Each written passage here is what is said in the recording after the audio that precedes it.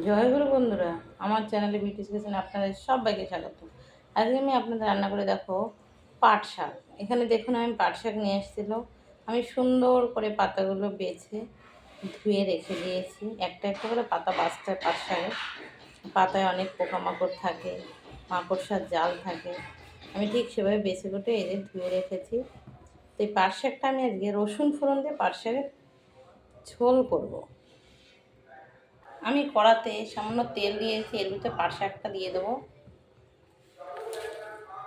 তেল গরম হয়ে গেছে আমার, এবার আমি পাট শাক দিয়ে দিচ্ছি। এগুলো দিয়ে নেড়ে চেড়ে সব পাট শাক দিয়ে দেবো। এগুলো নেড়ে চেড়ে দেখুন পাট শাক কিন্তু একদম কমে যায়। কতটা পাট শাক কমে দেখুন, কমে আসছে। আমি এবার লবণ হলুদ দিয়ে দেবো লবণ। আমি দিয়ে দেবো হলুদ সামান্য পরিমাণে। শাক পাতার ঝোলে হলুদ কম দিতে হয়, নয়তো হলুদের গন্ধ আসে, তাহলে সেই সবুজ কালারটা থাকে না বেশি হলুদ দিলে খাবে। এবার আমি এই শাকটা দেখুন একদম কমে এসে রেখেছে, শাকের গায়ে দিয়ে জলটা ছেড়ে দিয়েছে। তাই আপনারা যখন এবার শাকটাকে একটু ভাজবেন তখন কিন্তু লবণটা কমই দেবেন, কারণ অনেক ভেবে দিলে লবণে কিন্তু পোড়া হয়ে যাবে। তারপরে পরে আপনারা একটু চেখে দিয়ে দেবেন। এবার আমি সামান্য পরিমাণে জল দিয়ে দেবো।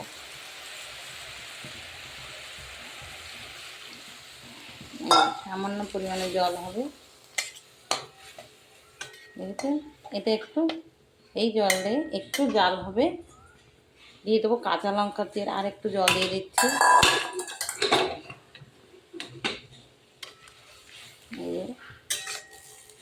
এবার টগর ফুটলে আমি কাঁচা লঙ্কা এর ভিতরে চিরা দিয়ে দেবো। এবার কাঁচা লঙ্কা চিরেছি, কাঁচা লঙ্কা দিয়ে দেবো। এই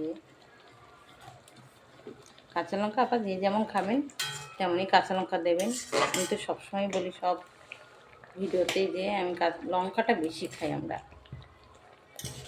কাঁচা লঙ্কা শুকনো লঙ্কার থেকে কাঁচা লঙ্কাটা বেশি খাওয়া হয়। তো এই যে কাঁচা লঙ্কা দিয়ে দিয়েছি। দেখুন পাট শাকের ঝোল হয়ে গেছে, আমি নামিয়ে নেব। বন্ধুরা তেল দিয়েছি, ফোড়নে দেবেন শুকনো লঙ্কা, তেজপাতা আর কালো জিরে। দিয়ে দেবো রসুন, থেতো করে রেখেছি, রসুন ফোড়ন দিয়ে দেবো। একটু রসুনটা বেশি দিয়ে দেবো ফোড়ন।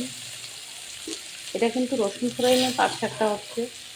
পাট শাক চিংড়ি মাছ দিয়েও ভালো লাগে, তো একদিন চিংড়ি মাছ নেই, আমি তাই রসুন ফোড়ন দিয়ে করছি পাট শাকটা। এই গরমের সময় পাট শাক খাওয়া খুবই ভালো এবং ঠান্ডা।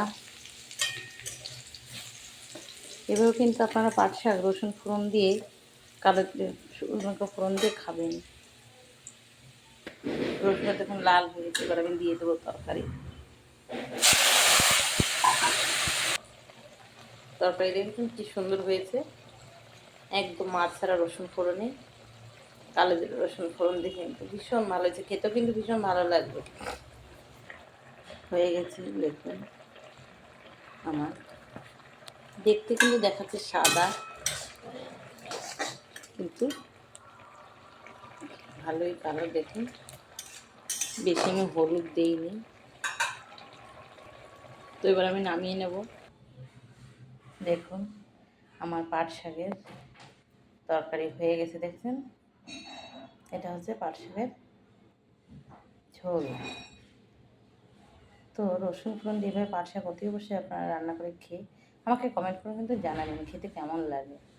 আমার এই রেসিপিটা যদি ভালো লেগে থাকে তাহলে please please please like share comment করতে কিন্তু ভুল করবেন না, আর সাবস্ক্রাইবটা করে দেবেন। জয় গুরু।